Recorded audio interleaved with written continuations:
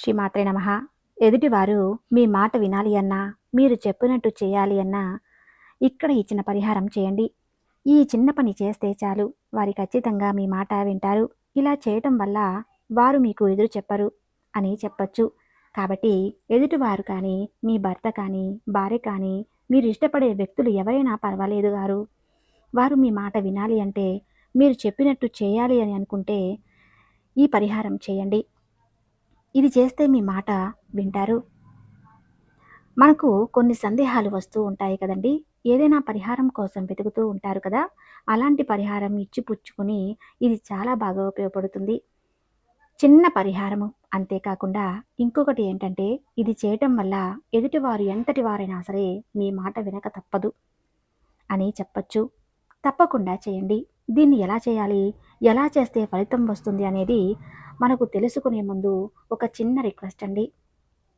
మనల్ని కొత్తగా చూస్తున్నట్లయితే తప్పకుండా సబ్స్క్రైబ్ చేసుకొని వీడియోని లైక్ చేయడం మర్చిపోకండి. ఎవరైనా సరే మనం ఇష్టపడే వ్యక్తులు మనల్ని ప్రేమిస్తూ ఉంటారు, ఇష్టపడుతూ ఉంటారు. వారంటే చాలా పడి చచ్చిపోతూ ఉంటారు. కానీ ఒక్కసారి ఏంటంటే వాళ్ళు ఒక్కొక్కసారి మన మాట వినరే వినరు. మనల్ని కేర్ చేయరు. అసలు మనల్ని లెక్క చేయరన్నమాట. అలాంటప్పుడు ఏంటంటే మనకు చాలా బాధ అనిపిస్తుంది. మేమెంతో ఇష్టపడుతున్నాము.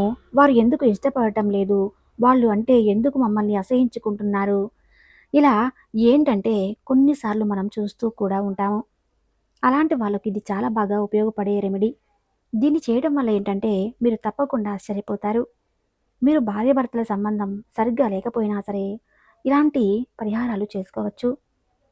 మీ భర్త మిమ్మల్ని అస్సలు ఇష్టపడకపోయినా, అలాగే కాకుండా మీ మాట వినకపోయినా, మీ భార్య మీకు ఎదురు చెబుతున్నా, దానికి తోడు ఇంకొకటి ఏంటంటే, మిమ్మల్ని అసహించుకుంటున్న ఈ చిన్న పనితో మీరు తప్పకుండా ఈ రెమెడీ చేసుకుంటే సరిపోతుంది. ఎలాంటి ఇబ్బంది అనేది ఉండదండి. చాలా ఈజీ పరిహారం అన్నమాట. చాలా బాగా రిజల్ట్ అనేది వస్తుంది. చాలా మంచి రిజల్ట్‌తో పాటు మీకు అంతా కూడా అనుకూలంగా ఉంటుంది. ఇంట్లో తరచూ భార్యాభర్తలు గొడవ పడుతూ ఉంటారు. ఆ గొడవలకి కారణాలు అవి చిన్న చిన్నవి అయినప్పటికీ కూడా వాటి ద్వారా ఏంటంటే ఎక్కువ పట్టింపులకు పోతూ ఉంటారు. బాధపడిపోతూ ఉంటారు. ఏడుస్తూ ఉంటారు. కొంతమంది ఏమో భార్య అస్సలు భర్తకి కేర్ చేయదు. మనం ఇష్టపడేవారు, ప్రేమించిన వారు ఎవరైనా సరే అస్సలు లెక్క చేయరు, పట్టించుకోరు, మాట కూడా వినరు.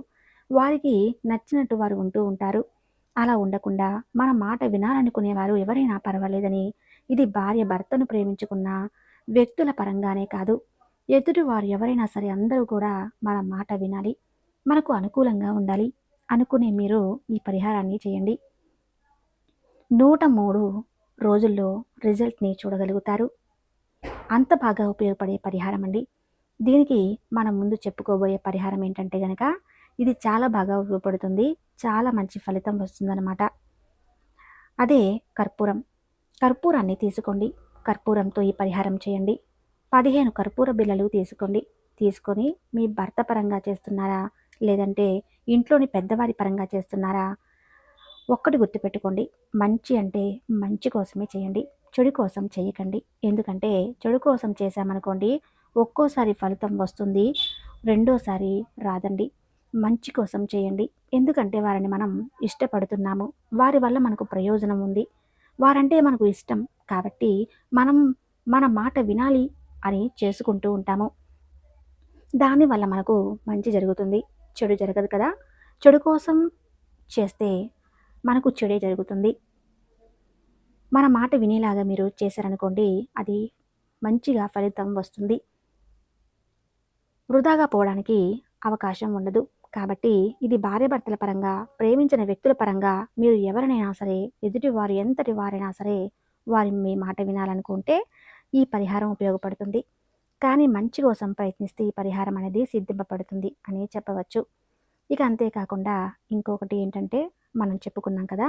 కర్పూర బిళ్ళలు ఖచ్చితంగా కావాలి. మొదటి ఉపాయం ఉంది. ఇందులో 2 ఉపాయాలుంటాయి. అందులో మీకు ఏది నచ్చితే అది చేయండి.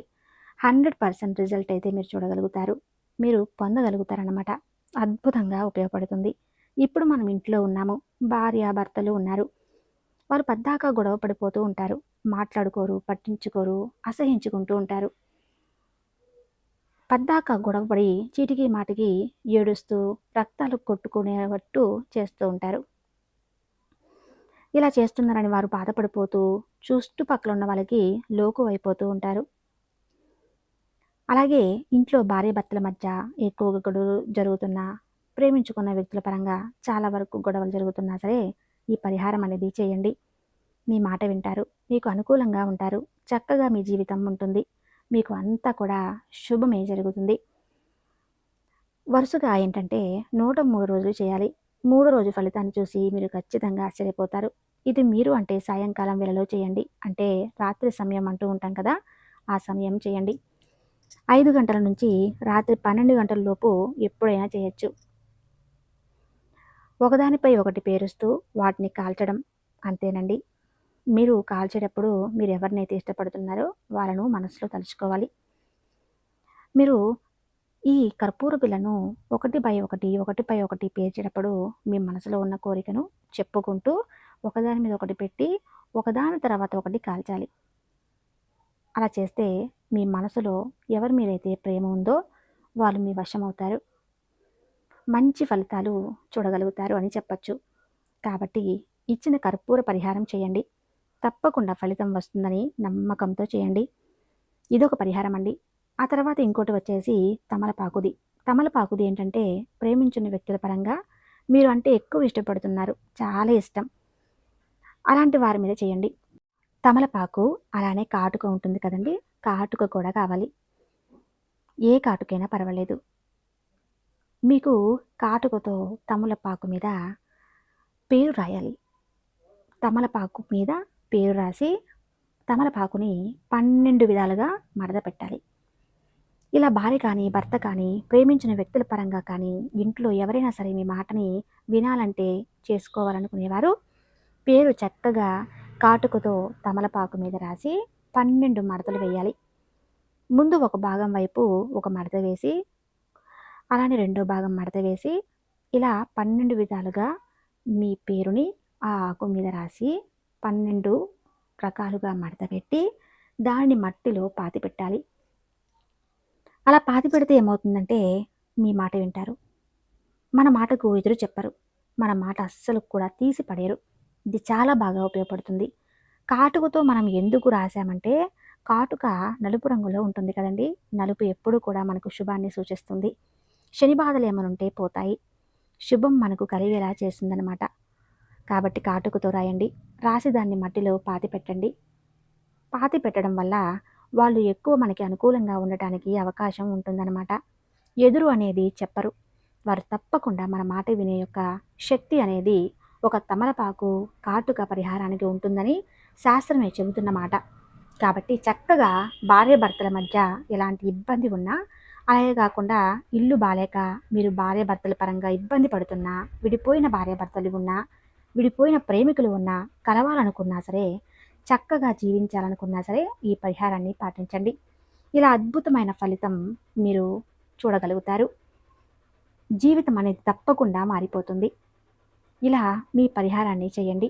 103 రోజులు చేసి రిజల్ట్ ఎలా ఉందో మాకు కామెంట్లో తెలియజేయండి. ధన్యవాదములు.